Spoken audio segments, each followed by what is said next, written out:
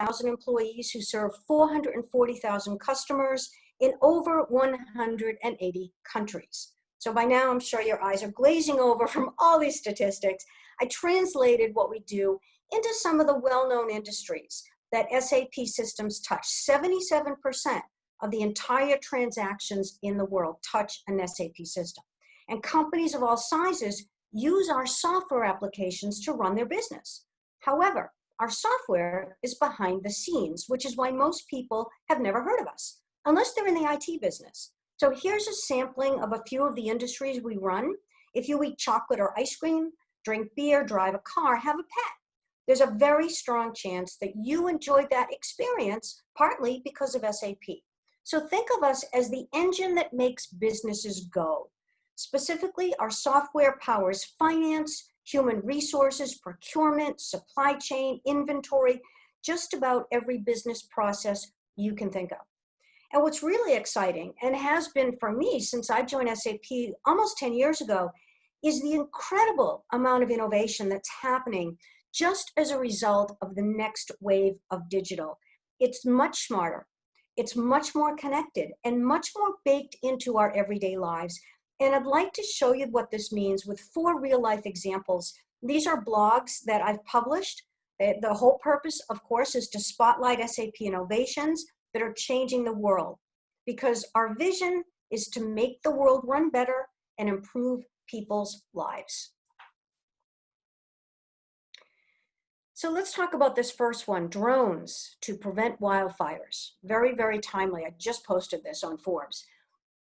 So traditional last century thinking about technology pitted humans against machines. Remember HAL? Remember that overbearing computer in the movie 2001: A Space Odyssey? And that was a classic, portraying this dystopian future where machines take over and humans have no power at all.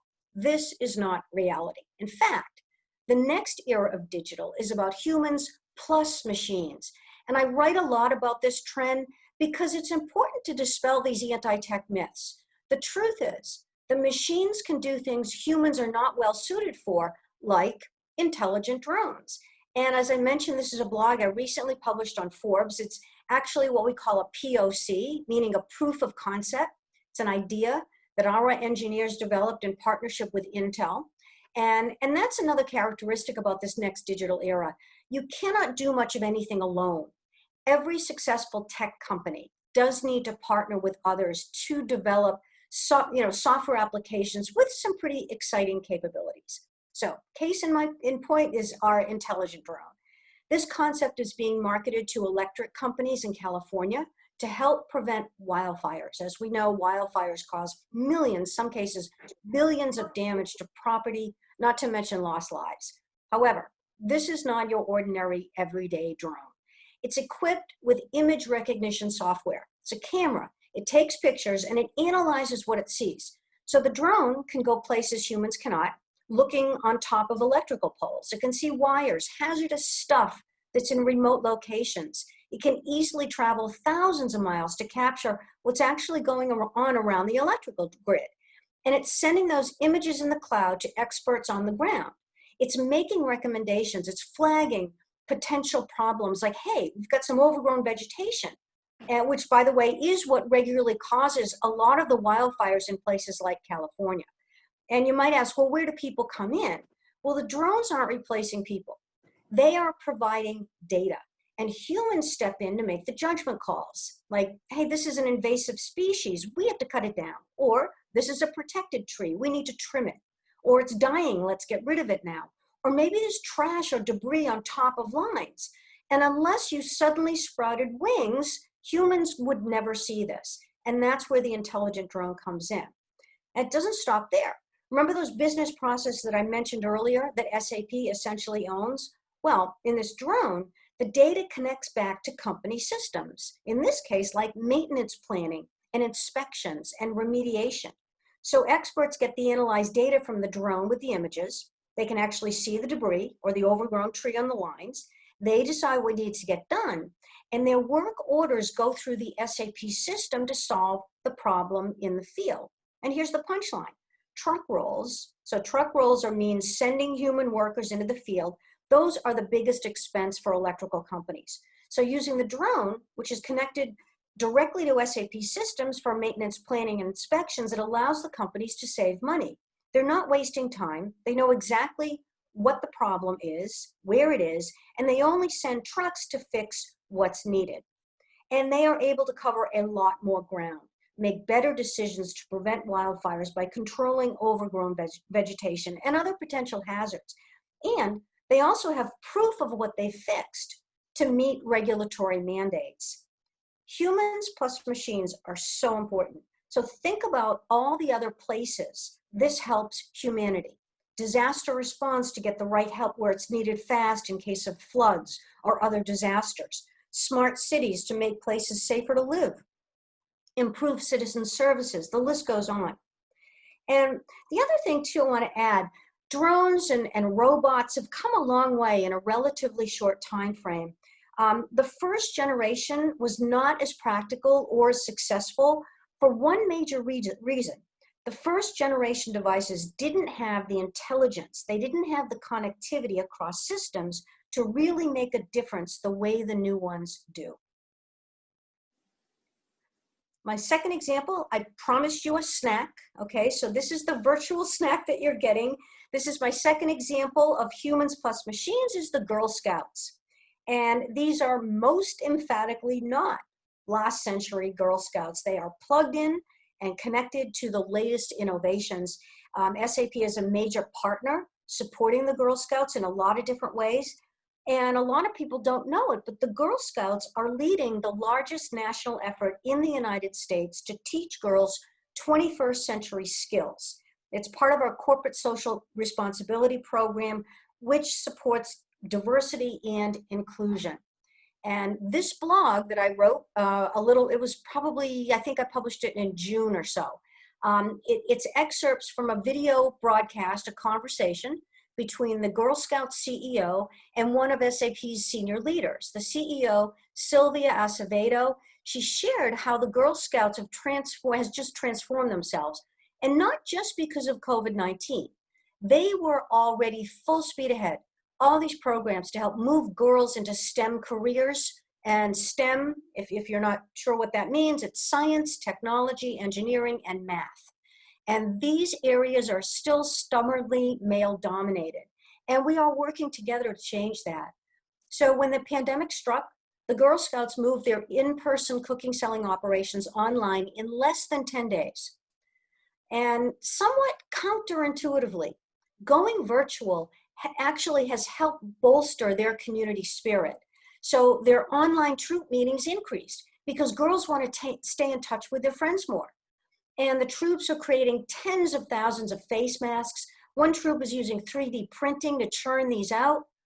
Some of them are going outside for these virtually shared constellation learning experiences. They sent cookies to first responders and truckers. It's called Girl Scout Cookie Care.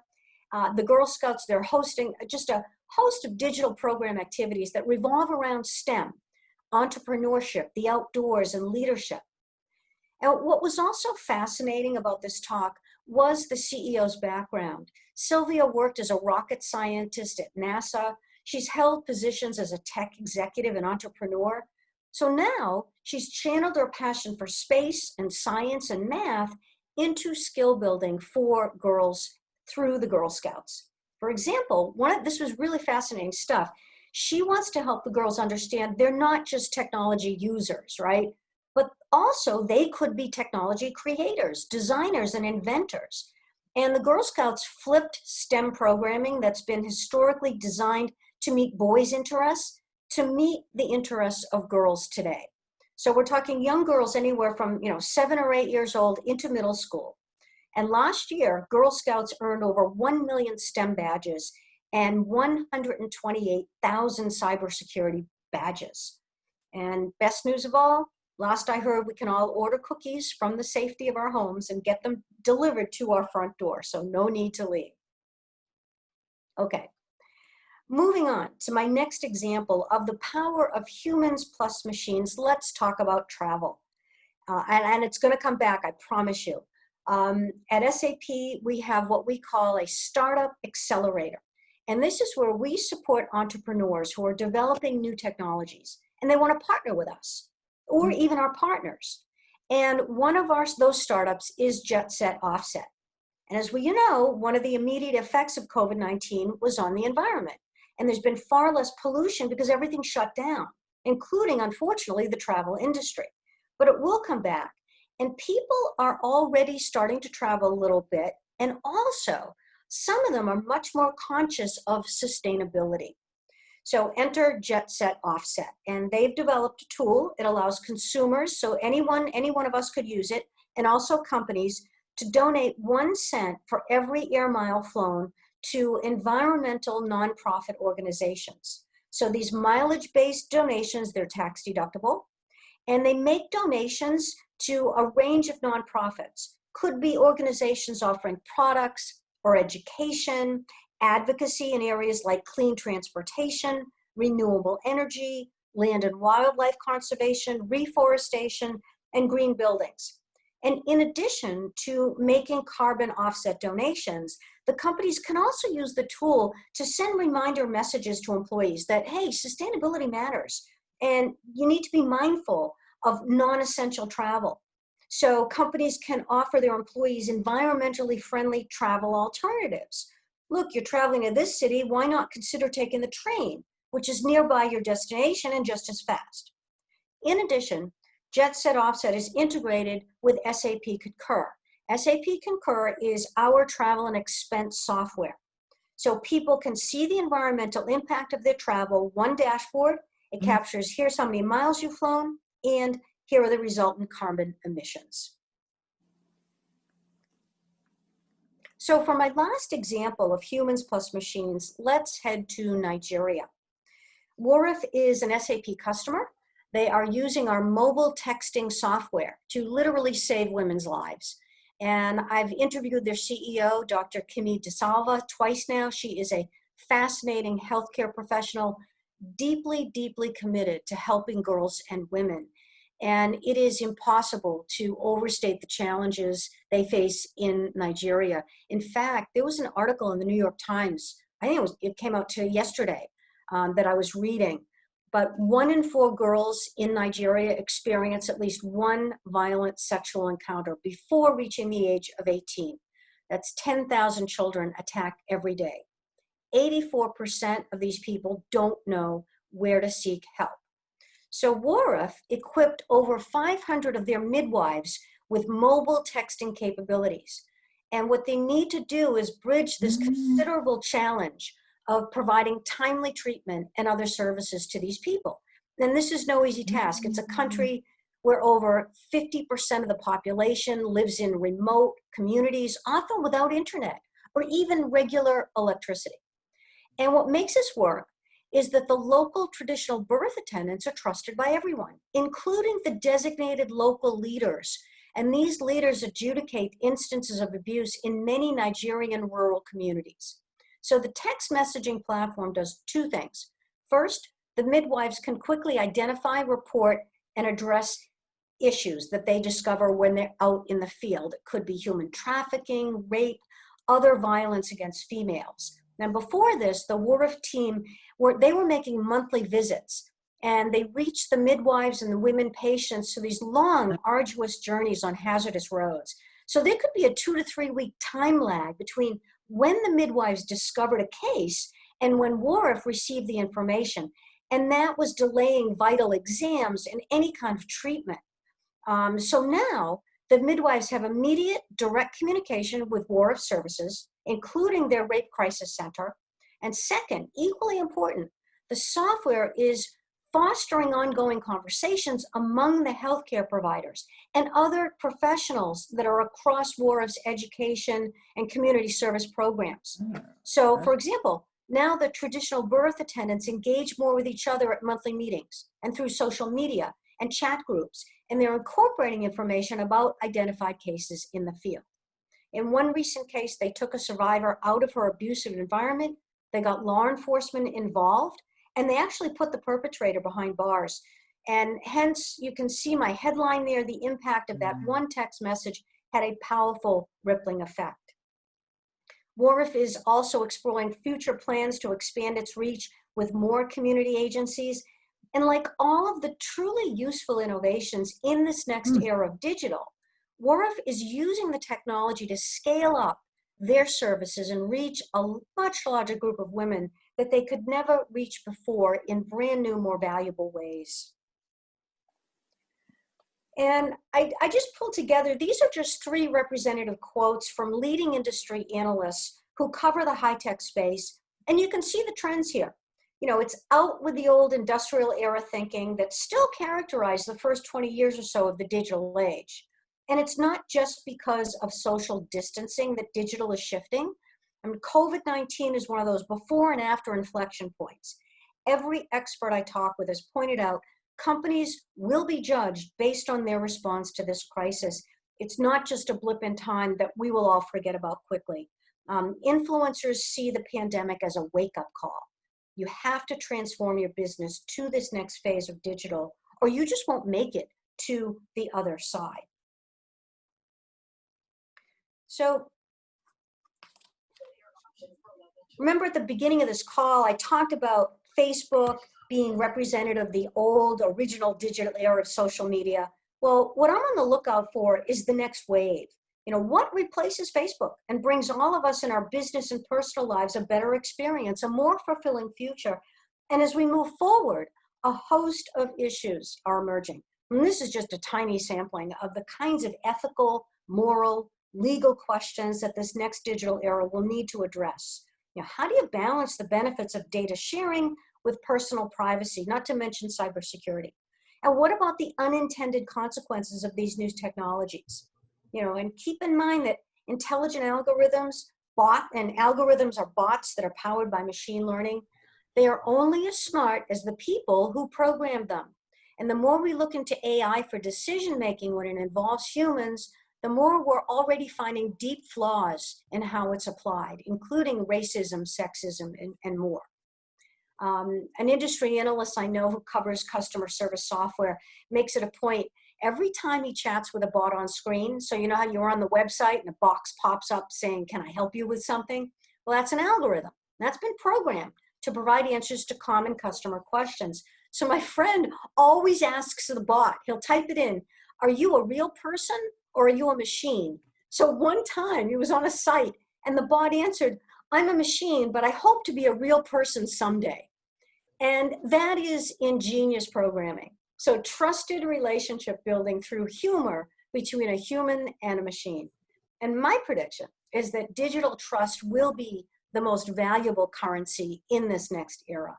And that's my presentation. I'm gonna, thanks so much for listening, and I'm eager to hear your thoughts as well. So I'm gonna stop sharing and start my video again.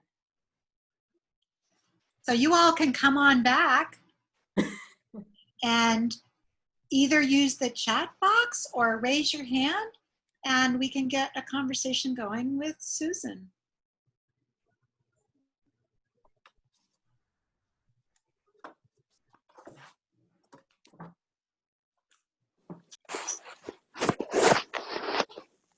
I just have a comment for Susan. I'm delighted to hear that the Girl Scouts are dealing with girls. My daughter was applied math and now works in software. And of course, she felt discrimination against girls in these fields. She will be delighted to hear about this, but I think this is wonderful because I know when I was younger, and if I did well in math, I got teased. And I'm glad to see the situation is changing in the younger generation, and that the Girl Scouts are behind it, not just doing cookies and crafts that were considered. I mean, you're helping it. So if you could put your hands up and maybe mute when you're not talking, because we're starting to get some noise. Susan. I was just so interested in those drones. And are they being used now? Because we're seeing those wildfires in California. I was just wondering if they're, being implemented now. I talked with the team last week. I did talk with the team last week. It's not real. It's still a POC. So they want to co-develop it. And I know they are talking to electrical companies about this. So it could well happen. And they've been working on it for a little while. So yeah, that's cutting edge. That's one of the newest things that I shared with you. And yeah, I hear you. I mean, it's generated a lot of interest even since I just posted it. I didn't quite hear the question. It was about drones being used in a different way? To fight wildfires. Oh, She okay. was just asking if it's already happening, and I was explaining it's still a POC, but they hope to develop it, with an electrical company. Thanks. Yeah. Who else has a question, comment? I wanted to add something. You're talking about the Girl Scouts. So that is not the only partnership that SAP has to promote girls and STEM careers. I don't know if everyone knows Carly Kloss. She's a fashion model, but she has, I forget what it's called, Coding with Kloss, right? And the whole point is to get girls involved. She was doing, I don't know if she was able to do it this summer, but in the past, she has girls come together and they do coding. And the whole goal of her program is to encourage girls to get involved in math and coding and engineering careers. So we do support her. That's just another program that we're involved with. So there are efforts being made. I think there are pockets of it. I will say this though, and this is my field, and I've been exclusively in IT now for the past 20 years. It's still male dominated. Make no mistake. It's going to take a long time to move this ahead, but we are making strides. Can I comment? Okay, there's a question from Susan Jepson. Hi, thanks, Jenny. Earlier in the beginning, you talked about the Alexas, hearing the couple arguing, and Yes. then wondering about referring a divorce lawyer. So this is a little off topic, but it's not off topic, but it's off. Does Alexa? I don't have an Alexa. Does Alexa really listen in and hear conversations Well, in the home? yeah, they are listening. Siri does too. Yeah, they say it's anonymized. I'm not, I tend to be very skeptical again because I'm in the industry and I know what's possible. But there was something, they did cover it in the past. And I think they are listening in. I'm not sure what they're doing with the data, but don't assume that you have that privacy. So I have Siri. I have Siri on my phone. My phone's off, not off, but I'm not using my phone. Are you suggesting that Siri might be able to be listening to what's going on? I think you have to allow it. Okay. Siri, you have to allow it. I'm going to have to get more spicy in my life. Thank you. I'll give you an Sure. example. A friend of mine was sitting in her kitchen with another friend discussing a trip to London. And they were talking about, and then suddenly a voice pops in and says, when you're going to London, I suggest that you go to visit. It was Siri or Alexa, I guess Alexa in her case, had been listening and decided to be part of the conversation. Yep. And that was the purpose of, I was intending it as a joke, but in fact, it's a very real issue. And how much do we want to let this artificial intelligence into our lives? Because really, it's just advertising. That is, when I talk with people about this too, to understand that Google is not a search engine. Google is an advertising company. So that's the way to think about it. So we have a question from Marilyn. Yes. Marilyn, go ahead. You're with Joyce, so you can unmute.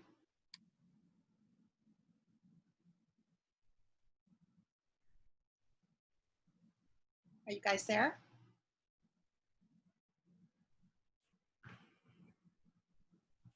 I see you, Joyce. Can you?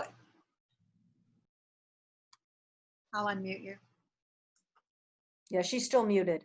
Yeah, I can see. Find her here.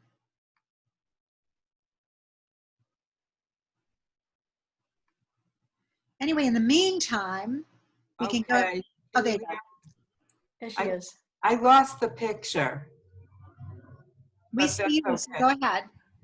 Go ahead, Marilyn. Well, really, you're already addressing the issues that I wanted to ask Susan about, and I, it's really how what's going to replace Facebook and Alexa and Google with all of these trust issues?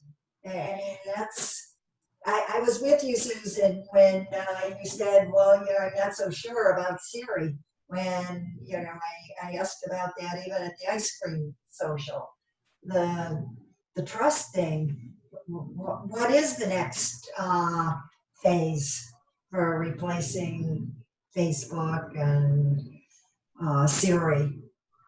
Well, it's a really good question, Marilyn, because I think what happened, you have to look at it historically too. When the first phase, and I'd call the first phase, well, maybe the second phase of digital, which would be when the internet came on, let's say. So 1994 until, I don't know, 2014, 2015, 2016. And a lot of these are also legal questions because we made a decision as a society. We made a decision to just let them do whatever they wanted to do. So they really don't follow the same rules, right? It was unfettered innovation. And this was a deliberate decision on the part of, the legislature, really. There are all kinds of laws that don't apply to Facebook and Google and Twitter. And we allowed that to happen because we said, well, we don't want to hold them back, right? So now we're looking, all right, now we have to do something. And I think too, and I've thought about this a lot for the past 6 months or so. With COVID-19, I do think it's accelerating our move to the next digital era. It just is because of what's happened. And people are waking up saying, wait a minute, what, the cybersecurity, all these bad actors can really get in. And of course, the laws are always behind the technology. They just are. That's just how it is. The technology, the innovation happens, and the laws have to catch up. But yeah, I think we're in a bit of a corrective phase to a degree. And I think that, and I don't know, look, I'm in the IT industry. I'd like to hear from all of you. If you're not in the IT industry, what kind of trust do you have in these companies and in technology in general? I mean, because that's an interesting question. And what does that mean? Because that's also going to drive innovation. Because if people don't trust, then they won't adopt. So you do need that. And what does that next phase look like? And what are we willing to do? What are we not willing to do? We have a question from Pat Nicholson. Ginny, I'm going out and coming back in again. Okay. Pat, Hi. Hi. So first a comment to the notion of the drones, given that we now know that we had a guy with a fly pack on his back flying at 3,000 feet here in New York, 3,000 feet in New York. So clearly we now could have AI interacting with a human immediately. So he could carry his drone information on his back and we would have immediate interaction with it. So in Japan, as we know, they've now created it so that there is a car, a flying car, which in some ways, Susan, is going to take this notion of the drone and already add the human component to it in real time, which I think is pretty cool. And it suggests how, even as you're giving this presentation now, that between whenever you set this up and now that we're talking about it, those two innovations have occurred. So it suggests how fast now things will start to spiral between human and computer. But my real question is, as we sit here as TTN members, we're sitting here in the age group that we're in. My of being around TTN, and I joined it when the virus came, so I know nobody in the flesh. I know nobody in the flesh. Is that the technology through things like Zoom have at least sensitized most of us to knowing that we need to use we can use technology in a way that permits us to communicate.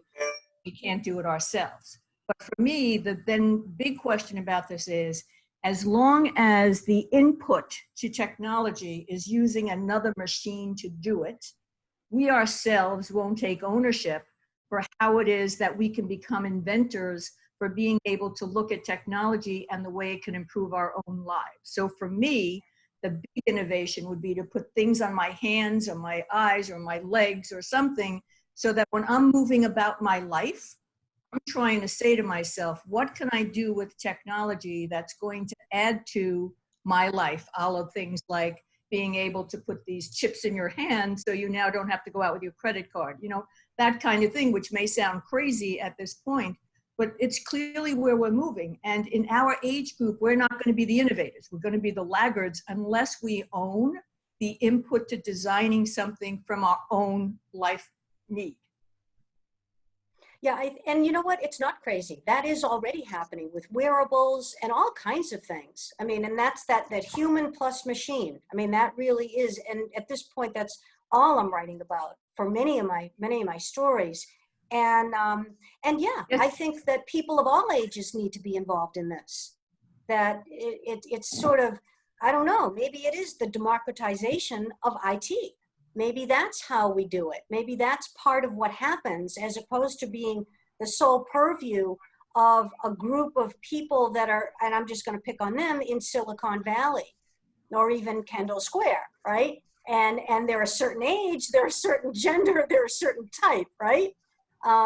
And so everyone has to be involved in that.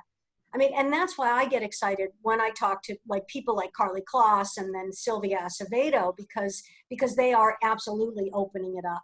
But I think people of all ages, you know, not just youth.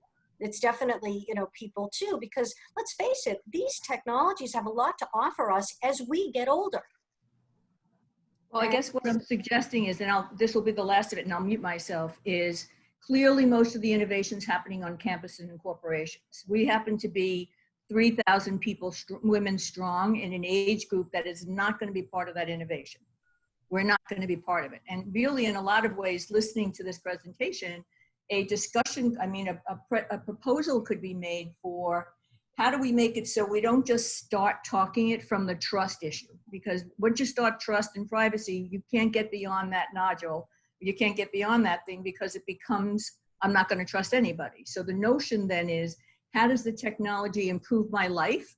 And how can I become an innovator within the construct of that? And I guess what I'm saying is, I'm energized by this discussion. I'm energized that so many of us chose to be part of this. And like, how can TTN now take this energy and uniquely use our cohort, our membership, to try to figure out what to do with technology in a way that's innovative to our lives, and how we can codify that. What, you want to talk? Okay, so I have a lot of questions here, so I'm going to move us to a few more. Thank you, though, Pat. I have one from Carol. If money were no problem, how would you use these tools to benefit TTN, is it? Is that what, Carol, can you help me out? Carol Greco, is that what you're? Yes, how will you use it to benefit TTN?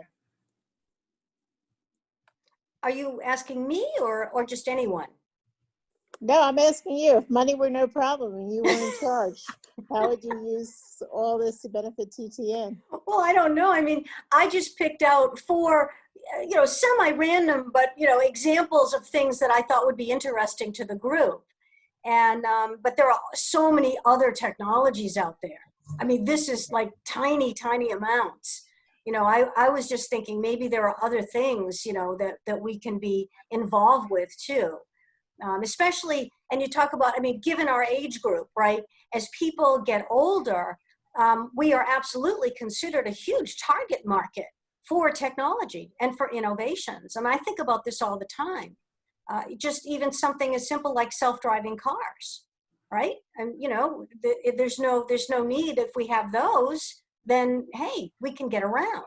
And I think a lot of these innovations will happen in time for us, the people on this call, to be able to. So keeping an open mind, absolutely. And I wanted, you made a comment about trust and everything. I wanted to just comment on that too. The thing about trust is that it's important to be informed. And I look at technologies, and knowing what I do, because I work with engineers all the time, I do make conscious decisions. Here's what I'm going to use and here's why. Here's what I'm not going to use and here's why. And everybody has their own level of what they are comfortable with. So here's another one. Does SAP support college scholarships for girls who want to study STEM projects, STEM subjects? Yes. Yeah, we have programs. We don't provide the scholarships, but we partner with different organizations and some high schools where, and I'm not sure what they're doing this year just because of COVID, but I can tell you that in the past we had a whole series of things where you can be, and one of them was actually in New York. if I'm recalling.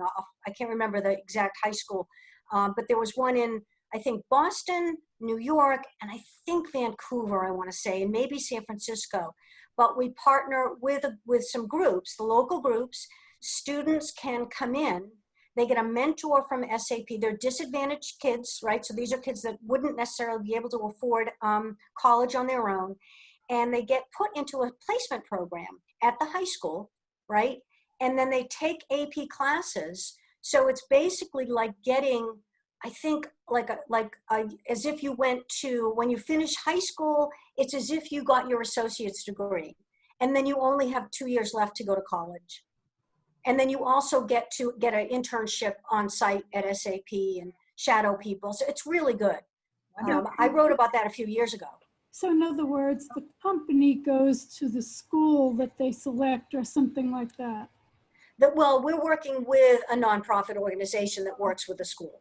So that's how it works. So the nonprofit, whoever that is, it's their program. They partner with us, and we provide, all kinds of things. So next I have a question. I have Heather Edelman has a question. Are you still there, Heather? I am. My question was asked, at least in part, by Pat Nicholson. I just wondered if there were specific technologies or applications on the horizon that were specifically applicable to our population, TTN's population. Any exciting innovations that you see coming down the pike, Susan?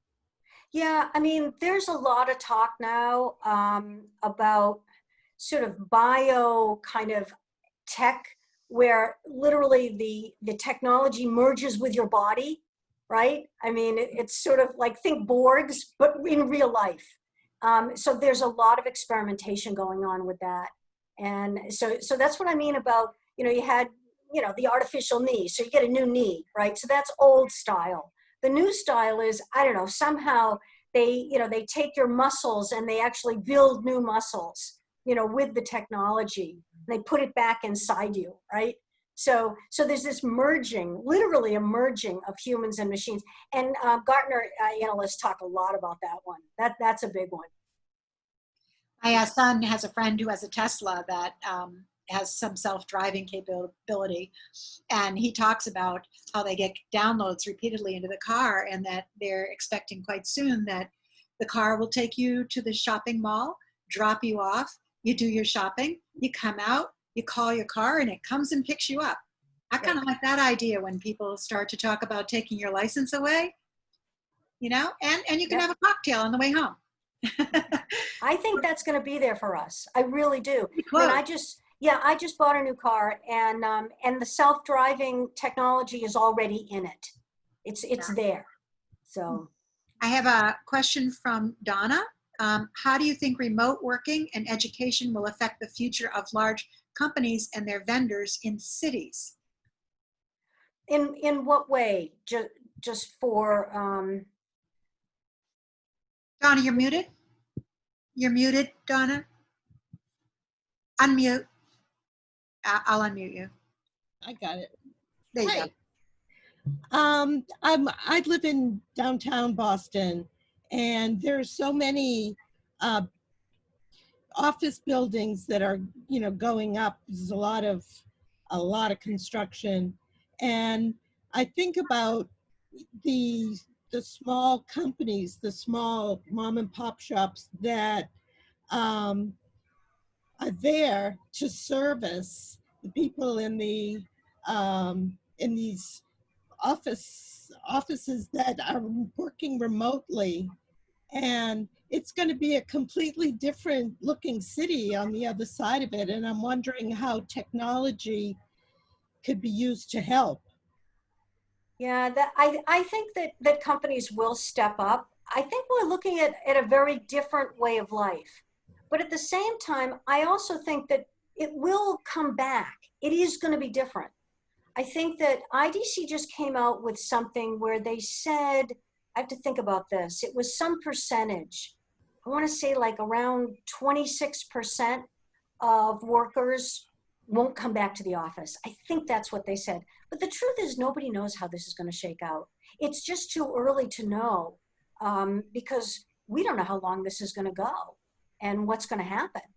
So I think there are going to be innovations in terms of new services and new products, because I was just reading today, this I believe it was in the Times, where they talked about what happens to all of these workers who supported those buildings that you just described, the ones that are closed down, and they're going to have to find some way, some new careers, and how what do they need to do now, and how are they going to support themselves?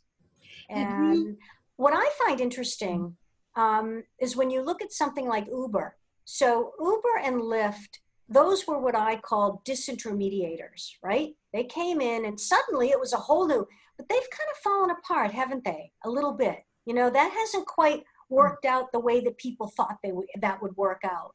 And especially with COVID. I mean, that threw a wrench in it too. So yeah, it's going to be interesting to see what happens. I mean, nobody has answers now, but it is a problem. And we do talk a lot about reskilling people and retraining them, and what are they going to do? And these also lead to some of the other bigger issues that I had on my slide before, that last slide that I had. So what happens when that's the reskilling part of it, but also when machines start doing all this work. So what are people paid for? Do they do other things? We have to look at society very, very differently. I mean, these are big questions, but those are the kinds of things that, to think about as the world changes. And COVID has just made things totally different. So are there think tanks that are set up to deal with post-COVID situations? And oh yeah, right now everybody's on it.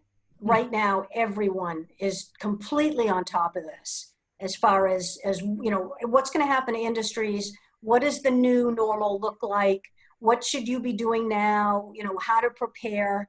But at an individual level, as people, we also need to do that. Workers also need to do that too. I mean, it's a challenge. Susan?